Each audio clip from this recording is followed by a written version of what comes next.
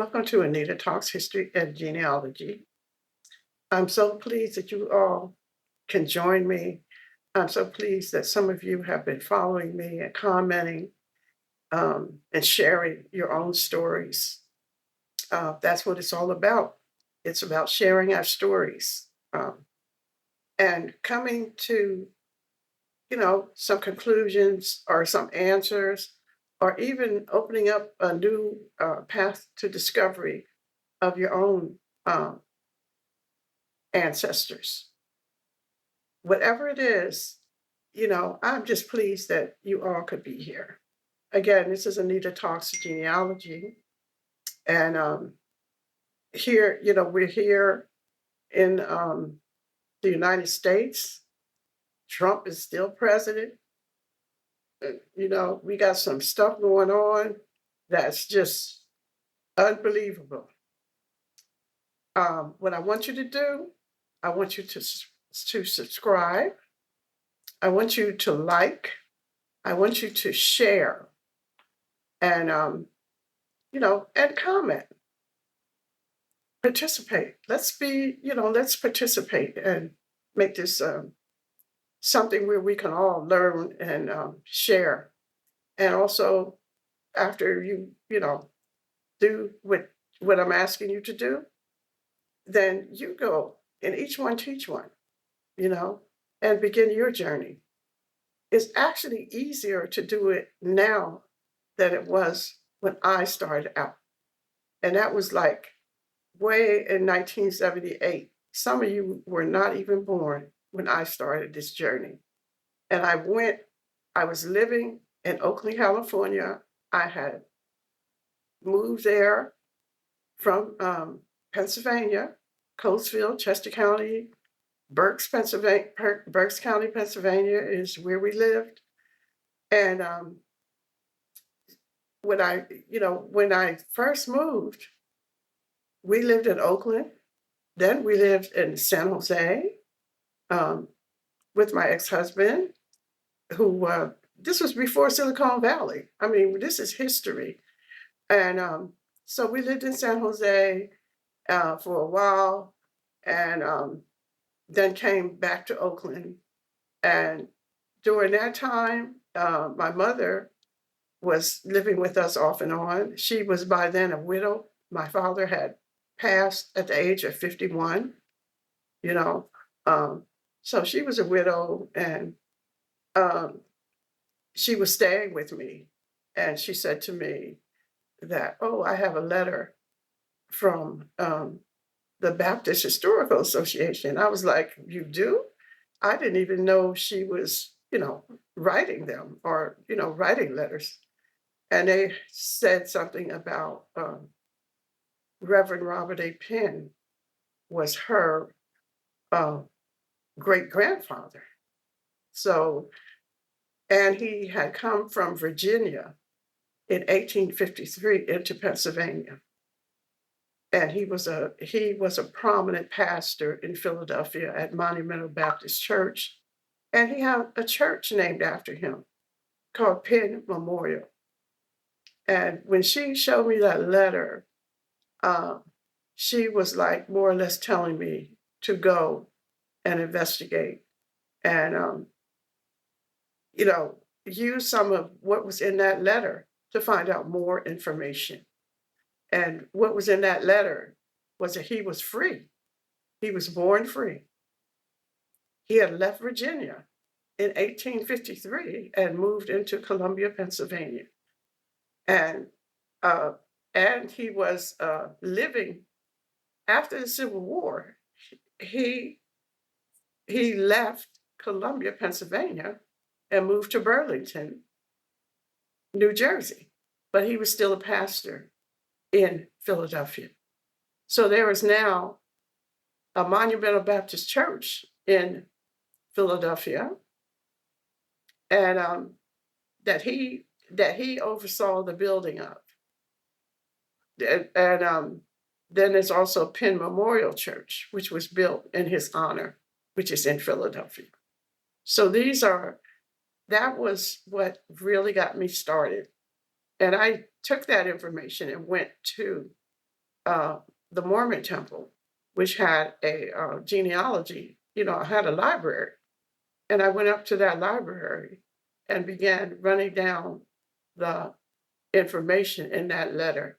My mother knew that I was that type of person that would look at the details, would pick up things and run with it, and stick with it until I was satisfied that I, could not glean any more information from. So she was, very helpful in, I watch the kids. Here, you take this, you run with this, and when I would, and again, I began traveling to Virginia and Pennsylvania to do the research. And she was my backbone. She was the one that babysat for me while I was traveling. So, um, you know, much praise and honor to my mother, Vivian Martin Baxter. I miss her every day. Um, and and she's still my guide. I still see her in my dreams, and she is that mother. And so that's part of, how I got started. But it was always like my mother telling me who our ancestors were, that these ancestors were native. Why did she say that and stress that? Because there was no pushback from us saying we were Negro, Black, colored, you know, in Pennsylvania. No pushback. But if you said you were Native, it seemed like you got a lot of pushback. You're lying, you're making it up, you just want to be better. And I heard this from other African Americans who would say that during that period, that my mother was making stuff up. And that really bothered me, that someone would, imply that my mother was lying. And she wasn't, the only one in the family saying that we were Native, but other people might say that, well, it makes no difference because we can't claim it. We don't want to disturb the, those folks, and I wondered why they were so vested in us not being able to claim our heritage, yet they were using their white privilege to, you know, to own homes, to go to the best schools, to keep us segregated. It was okay for them to claim who they were, whatever part of Europe they were from, but not okay for me and mine and my ancestors to be native and indigenous to these Americas. And so, that was the reason why I was, so adamant about I'm going to find the answers. I don't care whether it's an approved answer, whether they like what I find or not, and I'm going to share what I find. And and that's what I did. And I kept my head down. I would go into predominantly white spaces, looking for art, looking at archives. There wasn't none of us there looking at archives um, in Virginia. None of us. Um, my cousin Perry, who is now deceased, my cousin Kenny Martin, you know, um, and other, people in the region, even in Pennsylvania. I stayed with my cousins um, up in Reading. My one of my favorite cousins is Carl, who is now deceased. But he would let me stay at his house, and I could, look at archives. I could travel around, um, and so I give honor to them. Some of them are no longer with us, but they supported me. And there were some strangers who supported me too, who I was able to get information from. And they didn't owe that to me. and they weren't all, you know, they weren't all people of color. There were some white folks that assisted me greatly. They did, help me with doing videos. I had assistance in uh, getting my first book reading at Central Rappahannock Library was filmed by C-SPAN, and it's still there. There's a video there of me and my first book reading at Central Rappahannock Library. And I give credit to those people who opened up the library and allowed me to come in and do that and made the space for me to come in and do that. I love to give credit where it's due. Um, so we're not, you know, but again, the conclusion that I come to at that point when I was doing that, I was still looking for those, uh, the native people in my family and finding that they were listed as mulatto or they were listed as colored or Negro. Uh, in Fredericksburg, Virginia, Fredericksburg had been, I think at one point it was a part of Spotsylvania County, and then it became its own county. And I believe that Fredericksburg, Virginia became its own county because it was a place where many free persons of color lived. You know how Louisiana has this Creole thing going on? Well, Fredericksburg, Virginia had a free persons of color thing going on. So that as a mulatto, I found in my family. And I want to go back to Mary Bolden, uh, who is my direct ancestor. And she was born February 20th, 1720, in Westmoreland County, Virginia. She was the child of William Monroe Jr. and a mulatto woman, my direct ancestor, named Mary Monroe. Both of them fell in love and married and did not know that as a mulatto, she, Mary Monroe, could not marry a white man, William Monroe Jr. By the way, William Monroe Jr.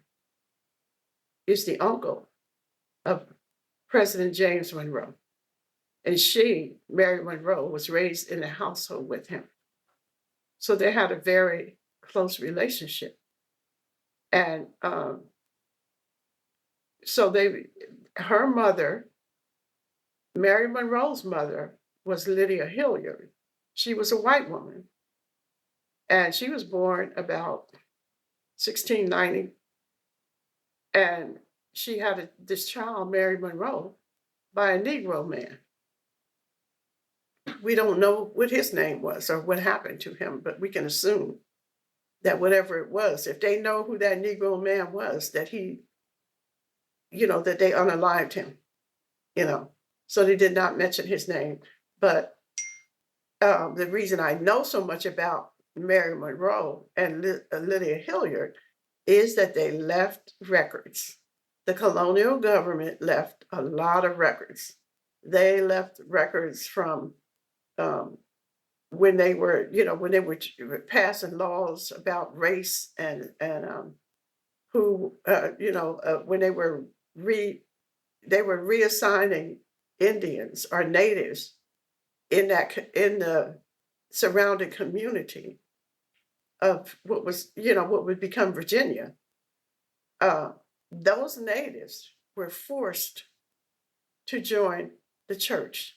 They either had to join the Anglican church or the Episcopalian church. Those were the two predominant churches in Virginia and to some extent in Pennsylvania too.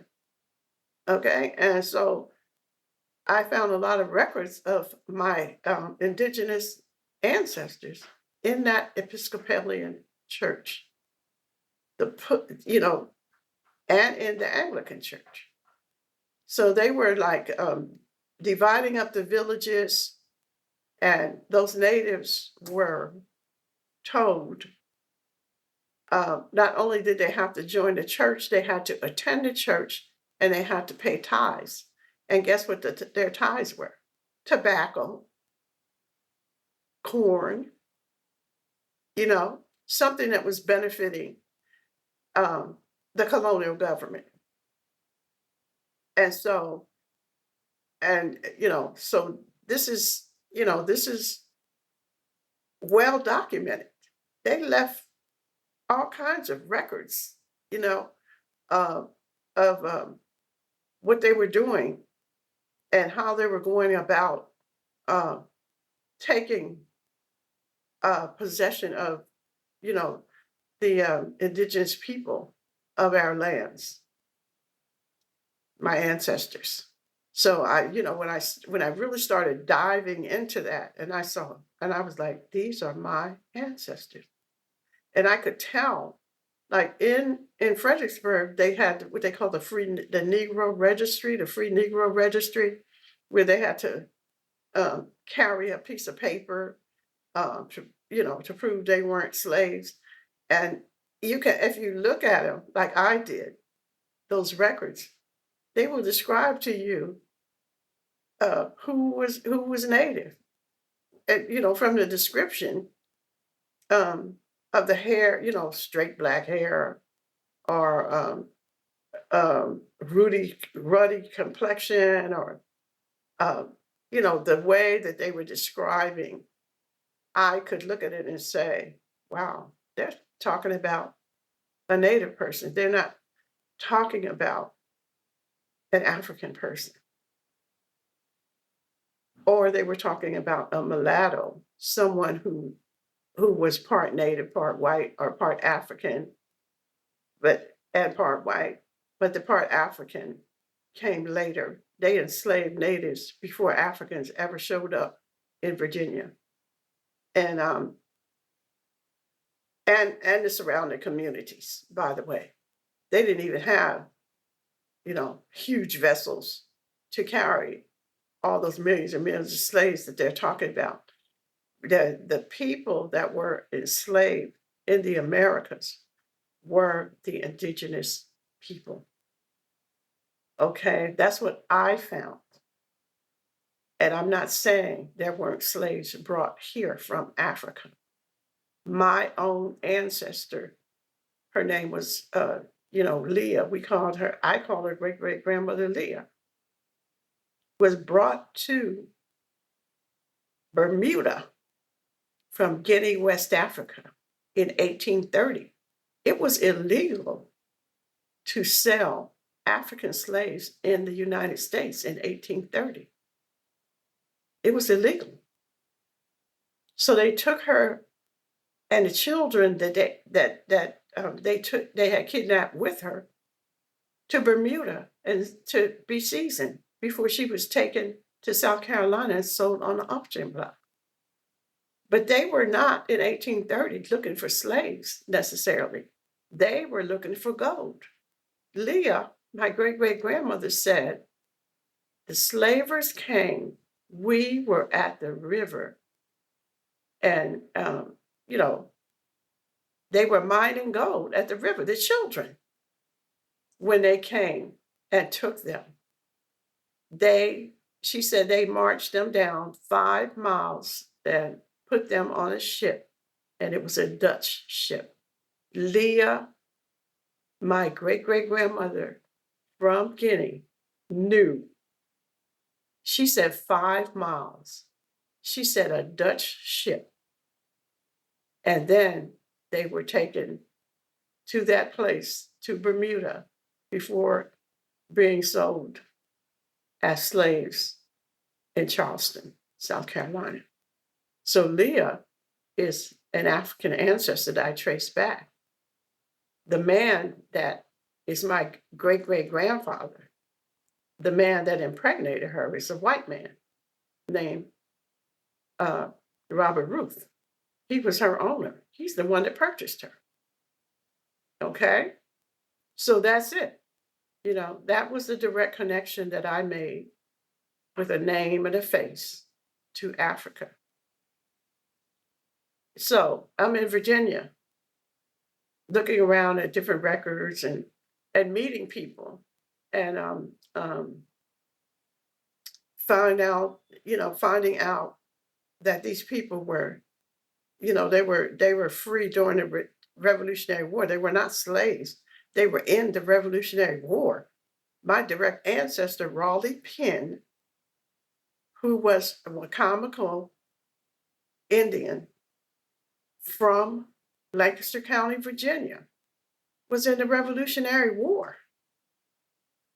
He married his brother-in-law, I believe, John Redcross, was also in the Revolutionary War. So that's another ancestor that's in the Revolutionary War.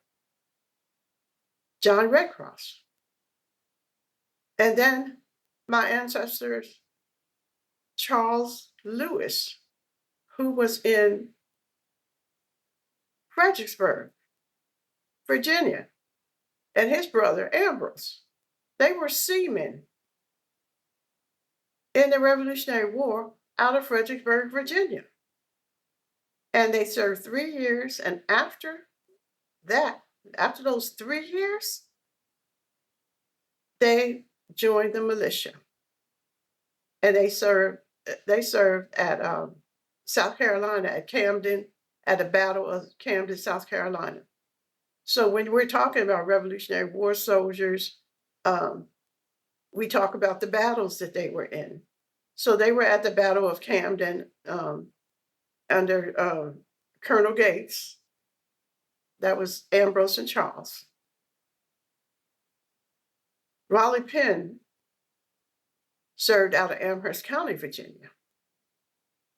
And he and other mulattoes, they were calling them mulattoes at the time. They marched from Amherst and they joined up with Marcus de Lafayette. So Lafayette was, I guess he was their general, or they joined up with him and they marched to Yorktown. And they were at the siege of Yorktown, where George Washington was. And so these people, they were calling them mulatto, and come to find out, no, they're indigenous. They're native people. Nobody brought them to Virginia. They were in Virginia. And it wasn't even Virginia at the time. Okay. And another one that I'm going to speak on, who is indigenous. No, before I say that, I want to talk about the Nanzatico, because I wrote a book called Along the Rappahannock, and the Nanzatico were the original Rappahannock Indians from Virginia. They were in what is now King George and I believe it's Caroline County. On both sides of the Rappahannock, they had villages, and their villages were being decimated.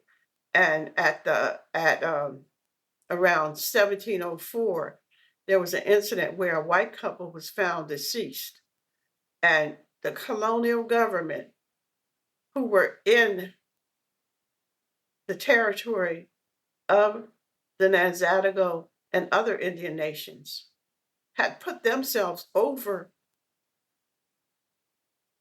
our ancestors, made themselves the authority after being welcomed to Jamestown, after getting the assistance of these natives to survive the winter at Jamestown.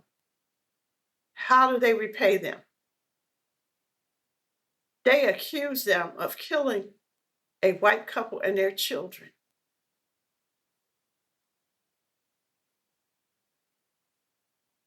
I want, let that sink in, because I don't believe that natives even thought that way back then, especially about killing children. That was a European thing, willing to scalp native children, willing to kill them. These people had encroached on their land, and all kind of predators were on that land. And I can just imagine what kind of a shack that they lived in. Because, you know, anyway, but they found the bodies, and this gave them a reason to go after the Nanzatico on their own land. This was an excuse to put them off the land. So they took all of the adults, members of the tribe,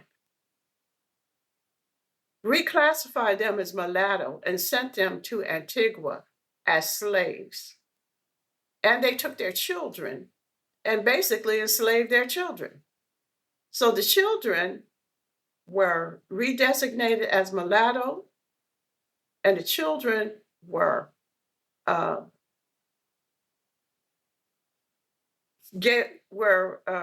indentured out, or yeah, I guess it's an indentured. Yeah, they were indentured out to the Europeans who were given the land of the Nanzatico.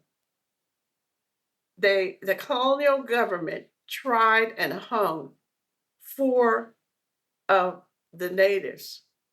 The reason that happened was because they sent a message stating that if you don't turn over those people who murdered, those folks who had encroached on their land, then we will come and kill all of you.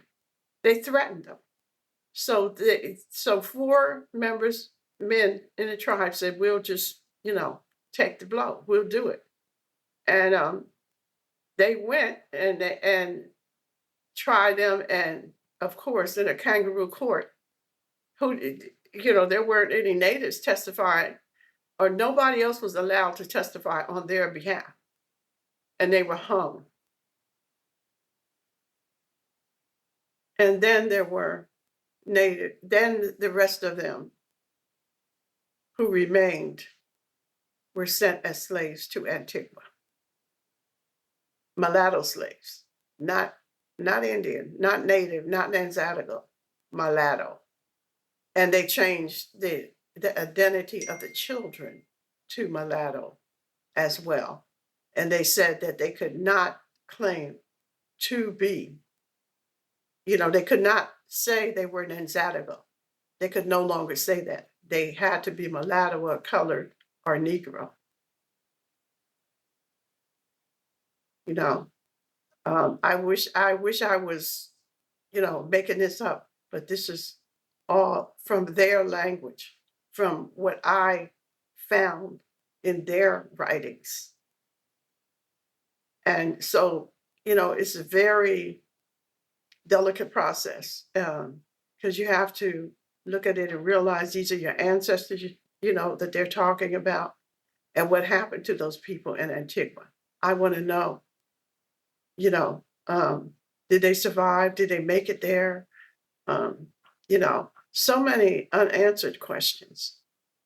But the information, once we start really, as people of color, digging in that information, I believe it begins to disappear. Like Trump and the book banning, and it's not just Trump, it's them folks don't want us educated. Them folks don't want us to know our history. They want to spoon feed us our history and make it into a fairy tale where they are our heroes. And they did a wonderful thing by enslaving our ancestors. They did a wonderful thing by taking the land and resources from our ancestors. They make themselves the hero. It's called manifest destiny. And they manifest it by forcing you, not only do they believe the lie or claim to believe the lie, they want us to believe the lies that they're telling. They don't want us to do our own research. That's why they're burning our books. That's why they're banning our books. That's why they're talking about woke people or CRT, critical race theory. And you probably haven't heard that much about my books because they're probably more than likely considered critical race theory. Okay? But the beautiful part is that we're here, we're talking, we're sharing, and we're going to continue to do that. And so, welcome to my little podcast, my videos, and please continue to tune in as I share more information. And we're going to grow this thing together. United we stand, divided we fall. And they've already done every atrocity under the sun to us and our ancestors. Nothing they do should surprise any of us, but we are good. And tune in, and don't forget, like, subscribe, comment, share, do what you do. And you all